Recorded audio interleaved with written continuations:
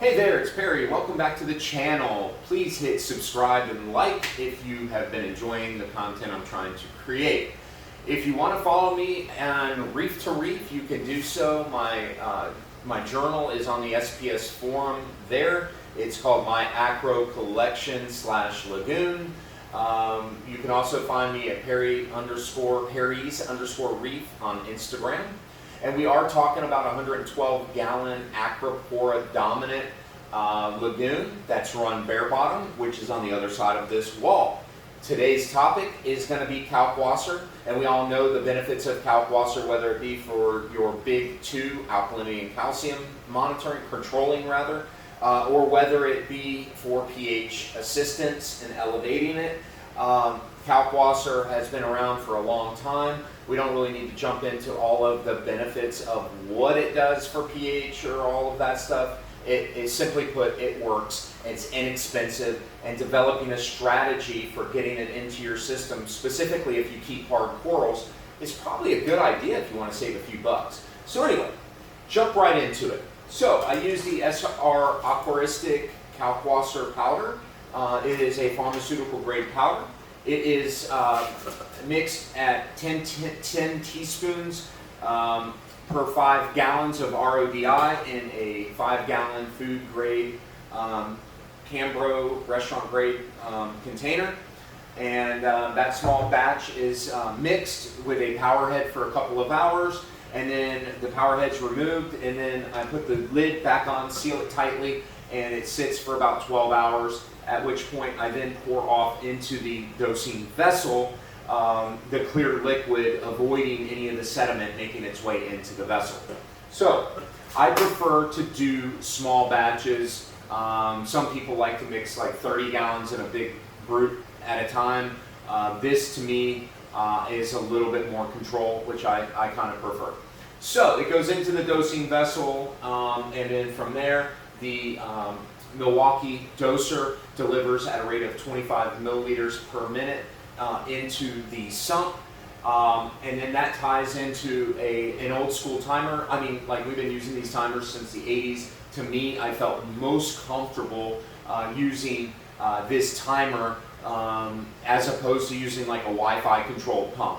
It's whatever you're comfortable with, and this is what I'm comfortable with, so this is what I decided to do. So I chose a pump that delivered 25 ml per minute.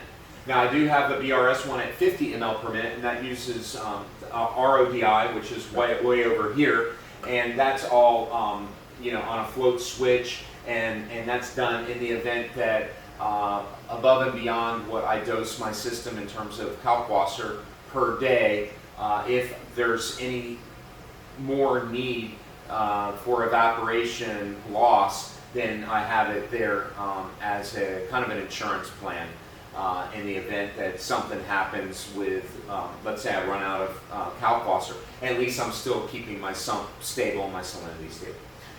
All right, so moving along. So on that timer, there is 4 15-minute intervals per every hour. And what I do is I use one interval per every hour from 8 p.m. to 8 a.m. and then every other hour thereafter, giving me a total of 18 15-minute intervals per day, which is roughly 1.8 gallons. So again, 25 ml, 15 minutes, 25 ml per minute at 15 minutes is 375 ml. 375 ml 18 times per day is pretty much what my evaporation is. And you can work your way up to that point. I would start with less and over time move it up and measure alkalinity every day. This is just my take. If you want to allow the pH to dictate where your set points are, then that's your prerogative. I personally prefer to run a stable alkalinity, calcium, and keep my big 3 as stable as possible. So the pH is the byproduct, okay? I'm still driving at ALKS stability.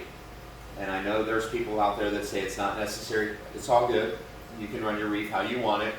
I'm going to run mine the way I want it. Incidentally, I do run a lower KH, which is 7.4. Calcium is at 390 to 420.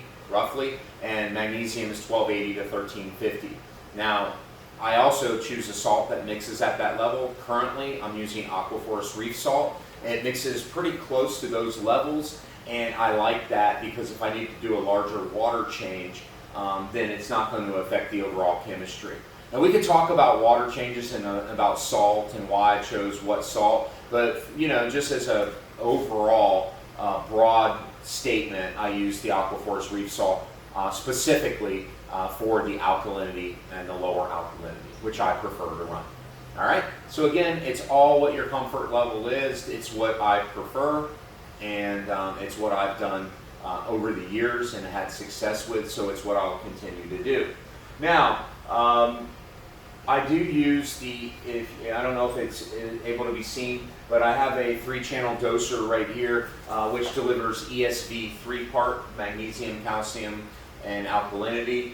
Calcium and alk are at 20 ml per day, and magnesium is at 5 ml per day, and they deliver every hour, so 24 intervals, whatever that works out, 0.8 ml every hour, whatever that works out to help keep that alkalinity at 7.4 to 7.8 ppH where I want to target it at. So I am beyond evaporation. I am still having to dose 2-part or 3-part to maintain my alkalinity at the level I want.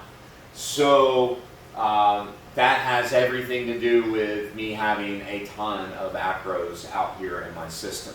So most people would probably not even meet evaporation in the beginning.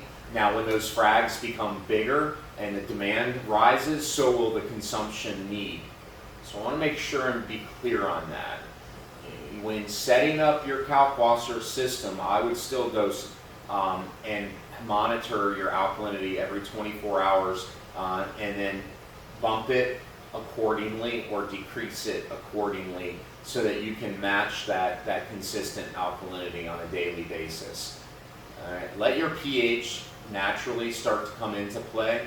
There are other things you can do to assist in the pH, like opening a window like I do over here. The Kalkwasser is a nice way to help stabilize the pH. You can also use a CO2 scrubber.